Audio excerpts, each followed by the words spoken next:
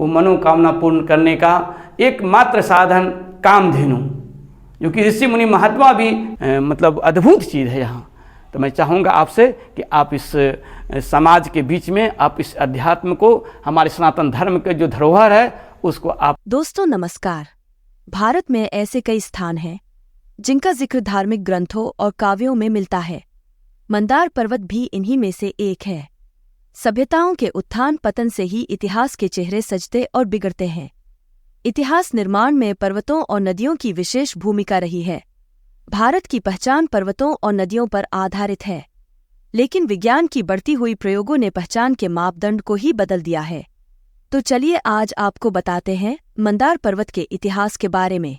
बिहार के बांका जिले के बौंसीबाराहाट प्रखंड के सीमा पर अवस्थित मंदार पर्वत विश्व सृष्टि का एकमात्र मूक गवाह है। इतिहास में आर्य और अनार्य के बीच सौहार्द बनाने के लिए समुद्र मंथन किया गया था, जिसमें मंदार मथानी के रूप में प्रयुक्त हुआ था। अपार घर्षण और पीड़ा झेलकर भी उसने सागर के गर्भ से 14 महारत्न निकालकर मानव कल्याण के लिए संसार को दिया। तब भी लोग पर्वत के अस्तित्व पर उंगलियां उठाने से बाज नहीं आते। इसके शीर्ष पर भगवान मधुसूदन, मध्य में सिद्धसेनानी कामचारिणी, महालक्ष्मी, महाकाली और महासरस्वती के साथ पाद में गणेश की अवस्थिति है। पर्वत पर दुर्गम ऋषिकुंड और गुफाएं हैं, जिसमें सप्तर्षियों का निवास है। महार्णव, क्षीर सागर में सोए हुए भगवान विष्णु के साथ भी मंदार मौजूद था और आज भी एक रेहे से बना हुआ है। ब्रह्मांड का सबसे वृत्ताकार शिवलिंग भी यही मंदार है। पुराणों में 7 प्रमुख पर्वतों को कुल पर्वत की संज्ञा दी गई है, जिनमें मंदराचल, मलय, हिमालय, गंधमादन, कैलाश, निषद, सुमेरु के नाम शामिल हैं। देवराज इंद्र और असुरराज बलि के नेतृत्व में तृतीय मनु तामस के काल में समुद्र मंथन हुआ। ऐसा माना जाता है कि दैत्यराज बलि का राज्य तीनों लोकों पर हो गया था। इंद्र सहित देवतागण उससे भयभीत रहते थे। इस परिस्थिति में देवताओं की शक्ति बढ़ाने के लिए भगवान विष्णु ने देवताओं को सलाह दी कि आप लोग असुरों से दोस्ती कर लें और उनकी मदद से क्षीर सागर को मथकर उससे अमृत निकालकर उसका पान कर लें।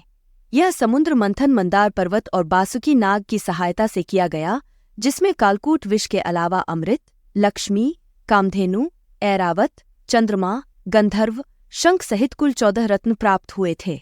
आइए जानते हैं मंदार पर्वत के रहस्य को। बड़ी सौभाग्य की बात है जो कि हम सब माँ कामधेनु के मंदिर में हैं और ये भारतवर्ष में पहला कामधेनु मंदिर है। समुद्र मंथन के दौरान 14 रत्न निकला था। 14 रत्न में से एक रत्न कामधेनु है, जो कि ये कामधेनु वशिष्ठ जी के पास दूध खाने के लिए दिया गया था। सभी जो भी अप्सरा निकला, अमृत निकला, शंख निकला, ऐरावत हाथी निकला तो इंद्र ले गए, सभी स्वर्ग चले गए। जितने भी हम निकला समुद्र मंथन में रत्न, सभी स्वर्ग चले गए। बस एक कामधेनु ही मृत्युलोक में रहा। और ये मंदारम शिखरम दृष्ट्वा मधुसूदनम कामधेनु मुखम दृष्टा पुनर्जन्मा न विद्यते। शास्त्र में पद्म पुराण में ऐसा आता है कि मंदार शिखर के दर्शन करने से, मधुसूदन का दर्शन करने से और कामधेनु मुख का दर्शन करने से पुनर्जन्मा न विद्यते, मोक्ष की प्राप्ति होती है। तो यम यम चिंतते कामम तम तम प्रोपन्द निश्चितम, कि जो जो मनोकामना हम करते हैं वो मैया पूरा करती है। इसी कामधेनु के लिए विश्वामित्र जी ने, जब वशिष्ठ जी के पास एक कामधेनु था और वो जंगल में जब जा रहे थे तो रास्ते में ये ऋषियों के पास देखा कि कामधेनु, और जब सेना के साथ विश्वामित्र जी जा रहे थे तो उन्होंने कहा कि मुझे भोजन की व्यवस्था कर दीजिए। तो भोजन की व्यवस्था यही कामधेनु गाय थी ऋषियों के पास, और वो ऑर्डर दिए माँ को कि माँ अतिथि आए हैं, इनका भोजन की व्यवस्था करिए। और माँ कामधेनु 56 प्रकार के व्यंजन का भोग लगा का व्यवस्था कर दी। तो उन्होंने पूछा कि आप इतने जल्दी इतना सुंदर स्वादिष्ट भोजन 56 प्रकार के कैसे कर दिया आपने? क्योंकि मेरे पास कामधेनु मैया है, उसी से हम सब कुछ व्यवस्था करवाते हैं। तो उन्होंने कहा कि कामधेनु हम राजा हैं, हमको दे दीजिए। तो वशिष्ठ जी ने कहा कि नहीं, ये तो इसी के सहारे मेरा सब कुछ काम होता है, हम तो नहीं देंगे।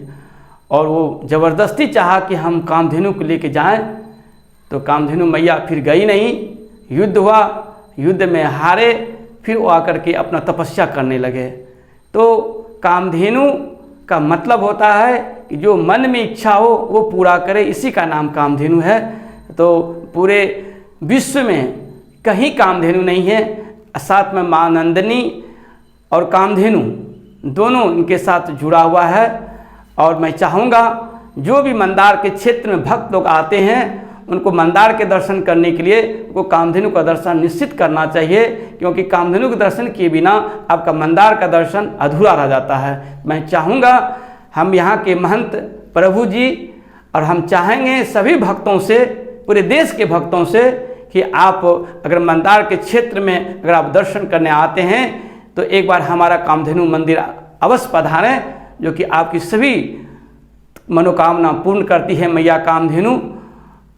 और आपका कहते हैं कि जो मन में जैसे हम भगवान के पास, संतों के पास मन में लेके जाते हैं, वो मनोकामना पूर्ण करने का एकमात्र साधन कामधेनु, जो कि ऋषि मुनि महात्मा भी कामधेनु से ही प्राप्त करते थे। तो हम सभी भक्तों से चाहेंगे कि आप एक बार कामधेनु मैया का दर्शन करने अवश्य आएँ। और यहाँ के जो आप एक शिवलिंग जो तरह मंदार का जो दर्शन होता है आप देख सकते हैं, यहीं से पूरे मंदार पहाड़ 7 किलोमीटर रेंज में है।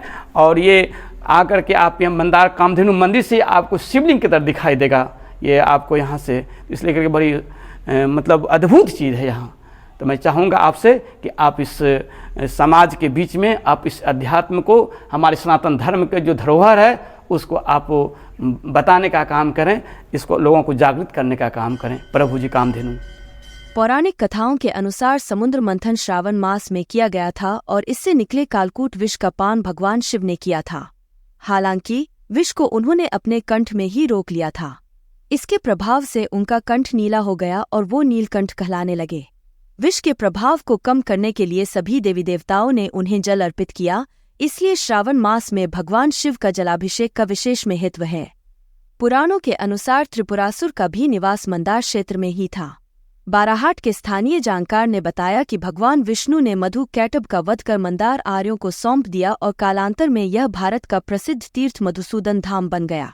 मंदार पर्वत 750 फीट का सुडौल पर्वत है। इसमें पूरब से पश्चिम की ओर अवरोही क्रम में कुल 7 श्रृंखलाएं हैं। पर्वत के नीचे पूरब की ओर एक पापहारिणी नामक सरोवर है, जिसका निर्माण 7वीं सदी के उत्तर गुप्तकालीन शासक राजा आदित्य सेन की धर्मपत्नी रानी कोंडदेवी ने अपने पति की चर्मव्याधि से मुक्ति उपरांत कराई थी। पर्वत पर आरोहण के लिए सीढ़ियां बनाई गई हैं। मध्य पर्वत स्थित भगवान नरसिंह गुफा तक जाने के लिए 300 से अधिक सीढ़ियां बनी हुई हैं। इस सीढ़ी का निर्माण मौर्यकाल के राजा उग्रभैरव ने कराया था। इस पर्वत पर नीचे से क्रमश दुर्गा, काली, सूर्य, महाकाल भैरव, गणेश, बासुकी नाग का रज्जू चिन्ह, त्रिशिरा मंदिर का भग्नावशेष, 2 ब्राह्मीलिपि का शिलालेख, सीता कुंड, शंख कुंड, आकाशगंगा, हिरण्यकश्यपु गुफा, पाताल का प्रवेश द्वार, मधु का मस्तक, सीता वाटिका, शिवकुंड, सौभाग्य कुंड, धाराप्तन तीर्थ, कामाख्यायोनि कुंड, कामदेव गुफा, अर्जुन गुफा, शुकदेव मुनि गुफा, परशुराम गुफा, काशी विश्वनाथ लिंग, रामझरोखा, प्राचीन मधुसूदन मंदिर, व्यास गुफा, गौतम गुफा आदि कई दर्शनीय धरोहर है। आपको बता दूं कि मकर संक्रांति के अवसर पर प्रत्येक वर्ष यहाँ मेले लगते हैं, जहाँ आसपास के जिले सहित दूर दूर से लोग भ्रमण करने आते हैं।